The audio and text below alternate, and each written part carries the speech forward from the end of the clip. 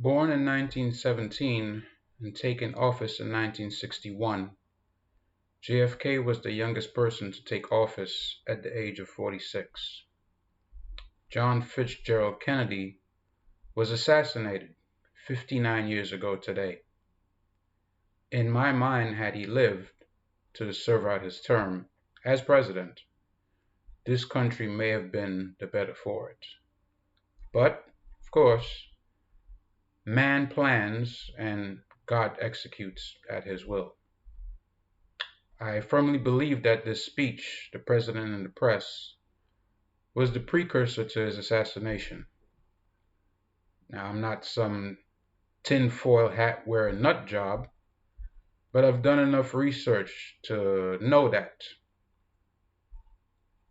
you don't get to assassinate the president at long range without co-conspirators involved. That's my feeling.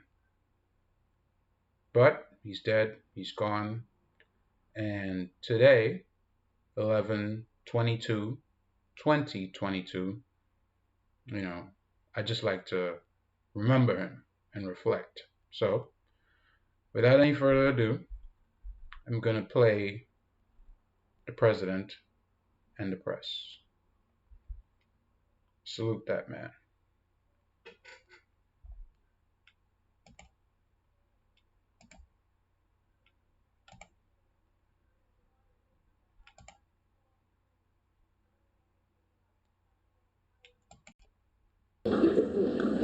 Ladies and gentlemen, I appreciate very much your generous invitation to be here tonight. You bear heavy responsibilities these days, and an article I read some time ago reminded me of how particularly heavily the burdens of present-day events bear upon your profession. You may remember that in 1851, the New York Herald Tribune, under the sponsorship and publishing of Horace Greeley, employed as its London correspondent an obscure journalist by the name of Karl Marx.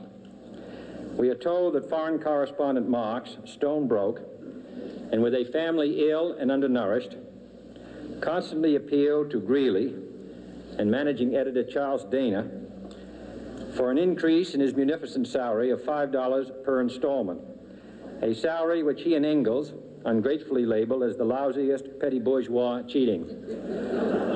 But when all his financial appeals were refused, Marx looked around for other means of livelihood and fame, eventually terminating his relationship with the Tribune and devoting his talents full-time to the cause that would bequeath to the world the seeds of Leninism, Stalinism, revolution, and the Cold War. If only this capitalistic New York newspaper had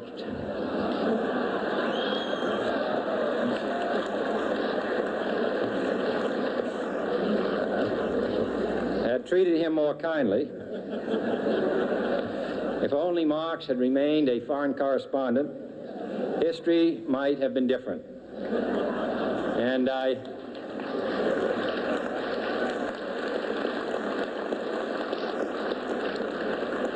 hope all publishers will bear this lesson in mind the next time they receive a poverty-stricken appeal from a small increase in the expense account from an obscure newspaper man.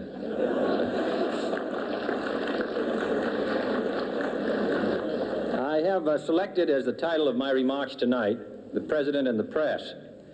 Some may suggest that this would be more naturally worded, the President versus the press, but those are not my sentiments tonight.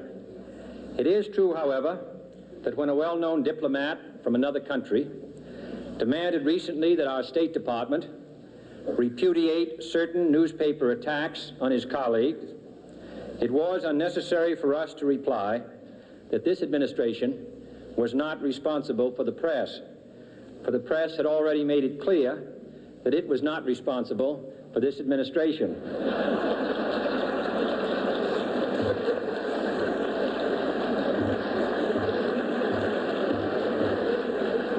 Nevertheless, my purpose here tonight is not to deliver the usual assault on the so-called one-party press. On the contrary, in recent months, I have rarely heard any complaints about political bias in the press, except from a few Republicans. Nor is it my purpose tonight to discuss or defend the televising of presidential press conferences. I think it is highly beneficial to have some 20 million Americans regularly sit in on these conferences to observe, if I may say so, the incisive, the intelligent, and the courteous qualities displayed by your Washington correspondents. Nor, finally, are these remarks intended to examine the proper degree of privacy which the press should allow to any president and his family. If, in the last few months, your White House reporters and photographers have been attending church services with regularity, that has surely done them no harm.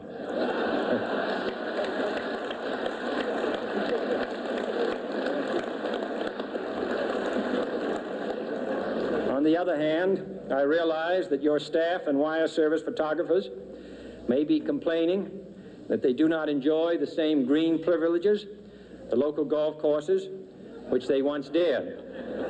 It is true that my predecessor did not object, as I do, to pictures of one's golfing skill in action, but neither, on the other hand, did he ever be a Secret Service man. My topic tonight is a more sober one, of concern to publishers as well as editors. I want to talk about our common responsibilities in the face of a common danger. The events of recent weeks may have helped to illuminate that challenge for some, but the dimensions of its threat have loomed large on the horizon for many years. Whatever our hopes may be for the future, for reducing this threat or living with it, there is no escaping either the gravity or the totality of its challenge to our survival and to our security. A challenge that confronts us in unaccustomed ways in every sphere of human activity. This deadly challenge imposes upon our society two requirements of direct concern, both to the press and to the president. Two requirements that may seem almost contradictory in tone, but which must be reconciled and fulfilled if we are to meet this national peril. I refer first to the need for far greater public information, and second, to the need for far greater official secrecy. The very word secrecy is repugnant in a free and open society, and we are, as a people, inherently and historically opposed to secret societies, to secret oaths, and to secret proceedings. We decided long ago that the dangers of excessive and unwarranted concealment of pertinent facts far outweighed the dangers which are cited to justify it. Even today, there is little value in opposing the threat of a closed society by imitating its arbitrary restrictions. Even today, there is little value in ensuring the survival of our nation if our traditions do not survive with it. And there is very grave danger that an announced need for increased security will be seized upon by those anxious to expand its meaning to the very limits of official censorship and concealment. That I do not intend to permit to the extent that it's in my control. And no official of my administration, whether his rank is high or low, civilian or military, should interpret my words here tonight as an excuse to censor the news, to stifle dissent, to cover up our mistakes, or to withhold from the press and the public the facts they deserve to know. But I do ask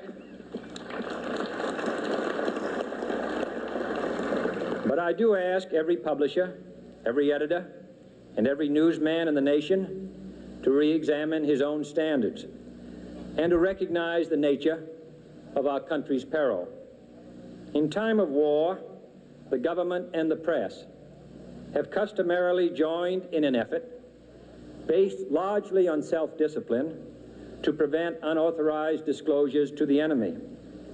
In times of clear and present danger, the courts have held that even the privileged rights of the First Amendment must yield to the public's need for national security. Today, no war has been declared, and however fierce the struggle may be, it may never be declared in the traditional fashion. Our way of life is under attack. Those who make themselves our enemy are advancing around the globe. The survival of our friends is in danger, and yet no war has been declared. No borders have been crossed by marching troops. No missiles have been fired. If the press is awaiting a declaration of war before it imposes the self-discipline of combat conditions, then I can only say that no war ever posed a greater threat to our security. If you are awaiting a finding of clear and present danger, then I can only say that the danger has never been more clear, and its presence has never been more imminent. It requires a change in outlook, a change in tactics, a change in missions by the government, by the people, by every businessman or labor leader, and by every newspaper. For we are opposed around the world by a monolithic and ruthless conspiracy that relies primarily on covert means for expanding its sphere of influence, on infiltration instead of invasion, on subversion instead of elections, on intimidation instead of free choice, on guerrillas by night instead of armies by day. It is a system which has conscripted vast human and material resources into the building of a tightly knit, highly efficient machine that combines military, diplomatic, intelligence, economic, scientific, and political operations. Its preparations are concealed, not published. Its mistakes are buried, not headlined. Its dissenters are silenced, not praised. No expenditure is questioned, no rumor is printed, no secret is revealed. It conducts the Cold War, in short, with a wartime discipline no democracy would ever hope or wish to match.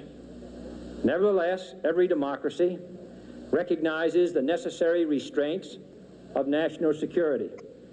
And the question remains whether those restraints need to be more strictly observed if we are to oppose this kind of attack as well as outright invasion. For the facts of the matter are that this nation's foes have openly boasted of acquiring through our newspapers information they would otherwise hire agents to acquire through theft, bribery, or espionage.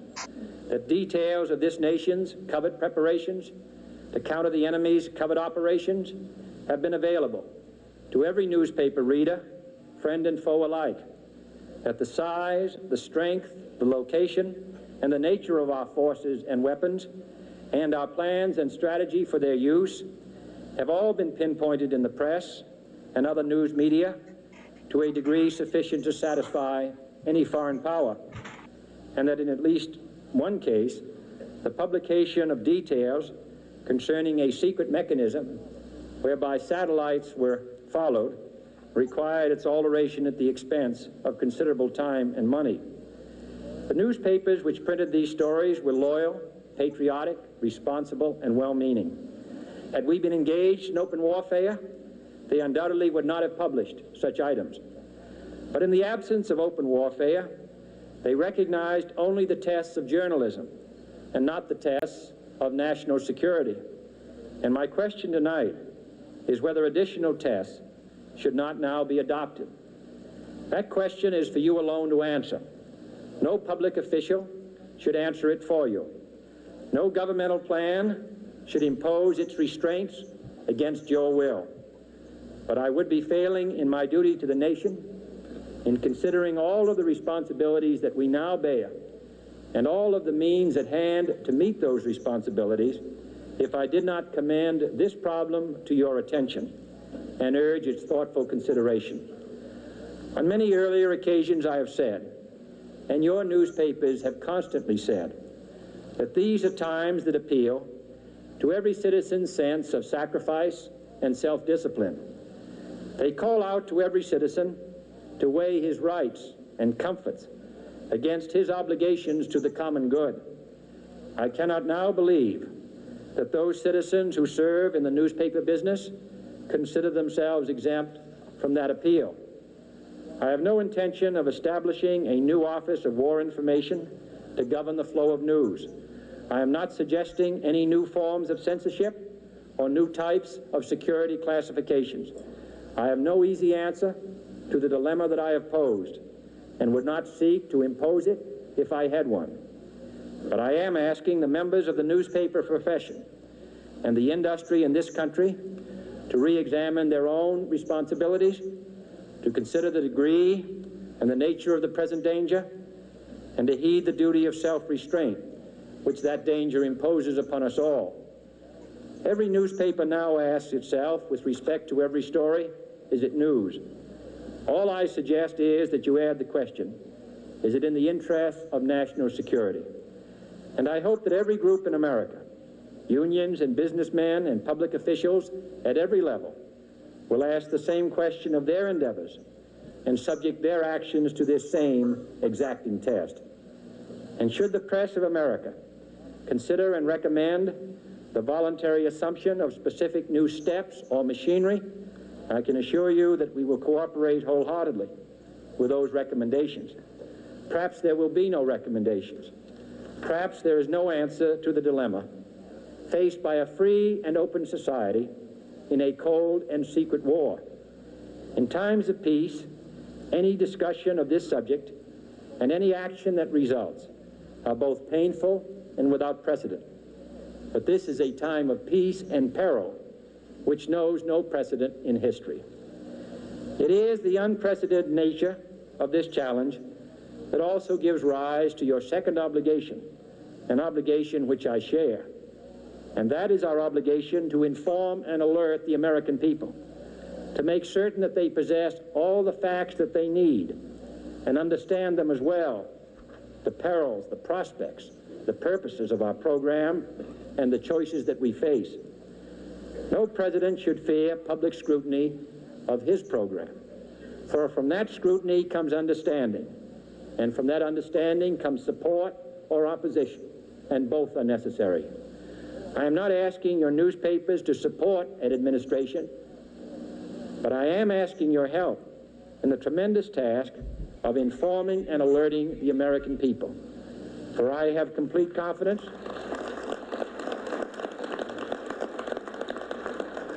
in the response and dedication of our citizens whenever they are fully informed. I not only could not stifle controversy among your readers, I welcome it. This administration intends to be candid about its errors. For as a wise man once said, an error doesn't become a mistake until you refuse to correct it. We intend to accept full responsibility for our errors, and we expect you to point them out when we miss them. Without debate, without criticism, no administration and no country can succeed, and no republic can survive. That is why the Athenian lawmaker Solon decreed it a crime for any citizen to shrink from controversy. And that is why our press was protected by the First Amendment, the only business in America specifically protected by the Constitution, not primarily to amuse and entertain, not to emphasize the trivial and the sentimental, not to simply give the public what it wants, but to inform, to arouse, to reflect, to state our dangers and our opportunities, to indicate our crises and our choices, to lead, mold, educate, and sometimes even anger public opinion. This means greater coverage and analysis of international news, for it is no longer far away and foreign, but close at hand and local. It means greater attention to improved understanding of the news, as well as improved transmission. And it means, finally, that government at all levels must meet its obligation to provide you with the fullest possible information outside the narrowest limits of national security, and we intend to do it. It was early in the 17th century that Francis Bacon remarked on three recent inventions already transforming the world: the compass, gunpowder, and the printing press. Now the links between the nations, first forged by the compass, have made us all citizens of the world, the hopes and threats of one becoming the hopes and threats of us all. In that one world's effort to live together, the evolution of gunpowder to its ultimate limit has warned mankind of the terrible consequences of failure. And so it is to the printing press, to the recorder of man's deeds, the keeper of his conscience, the courier of his news, that we look for strength and assistance, confident that with your help, man will be what he was born to be, free and independent.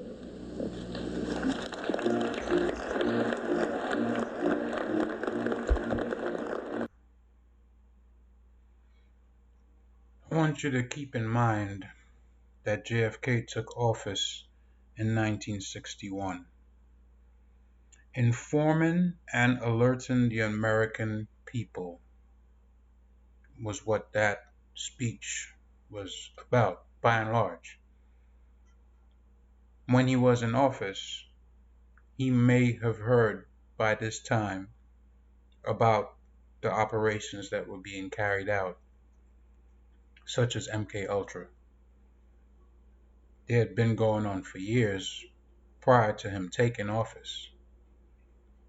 Now, asking the press to inform and alert the American people, going against secret societies, secret oaths, and the like, I think there may have been some things that he wanted to expose, but he wasn't allowed to do so. And he was hoping that the press would have been bold enough to do it. Anyways, that's my time. I hope you enjoyed the speech. I think it's pretty powerful myself. I'm out.